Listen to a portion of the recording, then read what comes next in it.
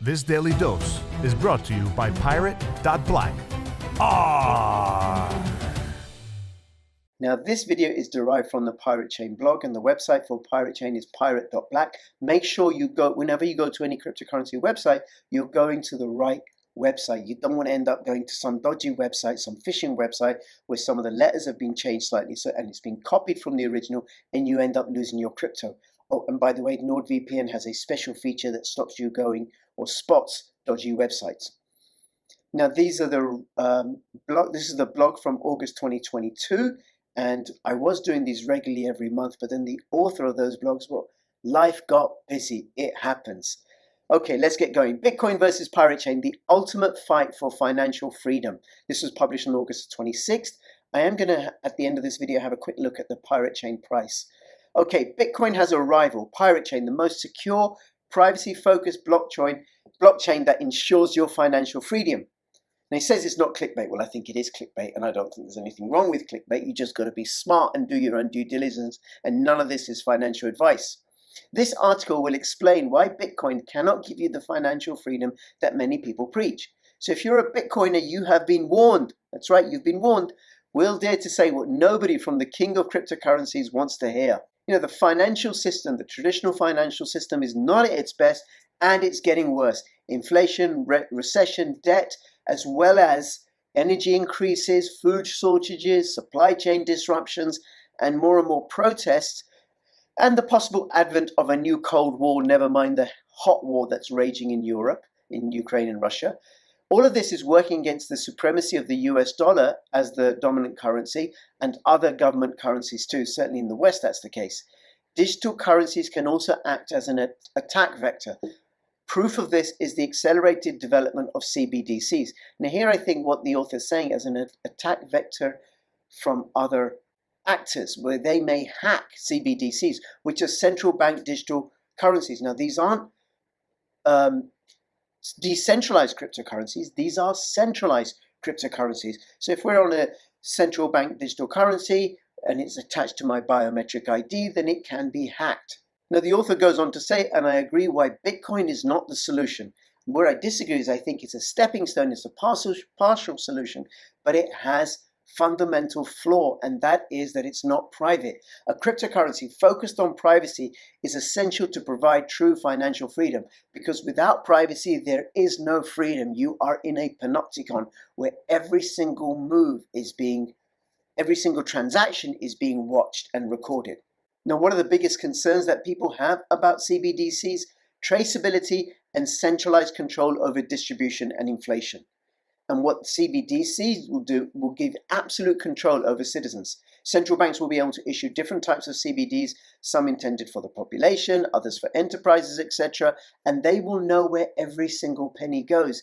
And whether they deem it necessary or important or not, they can block any user. These central bank digital currencies will be programmable. So one of the other things they can do is they can not only can they extract funds from the wallet, they can also program it so that the value of your holdings in that CBDC wallet actually go down, thus preventing you from saving and accruing any savings.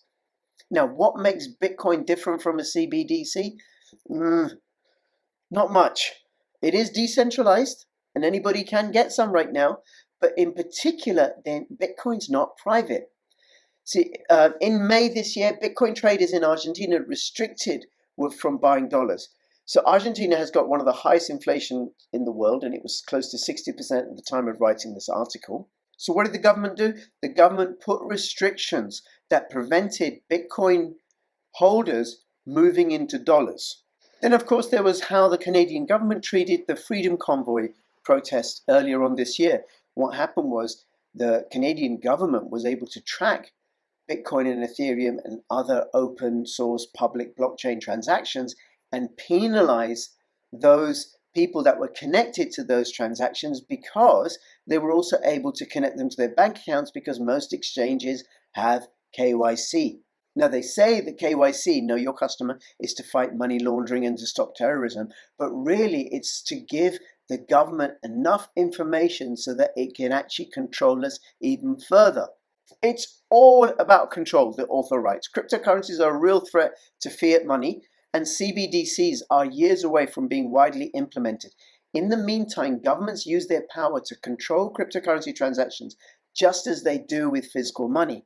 It is possible for anyone to identify your wallet, whether it's governments or hackers. Now, if you're not sure or you question this, check out this website, which lists the top 32 blockchain analysis tools. And these are tools that can be used to trace Bitcoin transactions and probably the transactions of any other public, open, non-secret, non-private cryptocurrency. There are 32 of them. You are at risk if you have your life savings just in Bitcoin. Achieving true financial freedom is impossible if your portfolio and transactions are public. So for example, you don't have your bank account public and open to anybody to see how much you've got. That would make you a target. The transparency of Bitcoin condemns its holders to a virtual prison where they are exposed to the government and other malicious actors. That said, only user privacy-based solutions like Pirate Chain have a real future. Now, a quick mention here for Monero. Monero is a really, really great privacy crypto.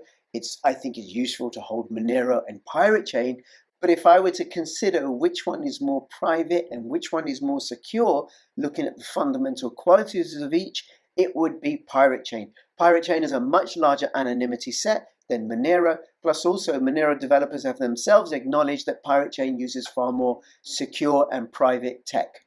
I believe, the author believes that Pirate Chain is the future-proof solution that can guarantee you financial freedom. Our blockchain is an independent asset of the Komodo platform, which is a highly modified fork of Zcash. Okay, so here's how it goes. First, there was Bitcoin.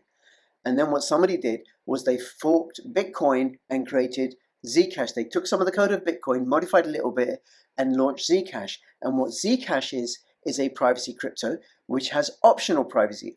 You can do private transactions and you can do public transactions. And then Komodo, what happened with Komodo is that was born out of a modification of Zcash. And Pirate Chain is a modification of Komodo. And with Pirate Chain, every single transaction is protected by ZK snarks, i.e. every single transaction looks like every other single transaction. It's all obscure. You don't know where it's going. You don't know who's sending it. You don't know which wallet it's going into or going from. You don't know how much. Just can't tell. So with Pirate Chain, there's no way to tell which wallet is going into and out of. And speaking of wallets, Pirate Chain has a host of wallets for Windows, Mac, Linux, ARM, whatever that is. Also on mobile, Android, Apple iOS. And there are light wallets as well, so you don't have to upload the entire blockchain. There are also paper wallets that can be used on Windows, Mac, Linux, and the advantage of a paper wallet is that it's forever offline. Now I'll tell you a little secret, which is that Pirate Chain, or somebody in the Pirate Chain community, are looking at developing a hardware wallet for Pirate Chain. Not an easy task given the level of anonymity that there is with Pirate Chain, but it is being worked on, and that was something that Captain Dre shared with me in one of my videos, one of my regular updates that I do with him, which is another reason for you to subscribe, comment, like, and all that business. Bit.ly, Crypto Rich Odyssey. Follow the treasure to pirate.black, because financial privacy today is freedom tomorrow. ARRR!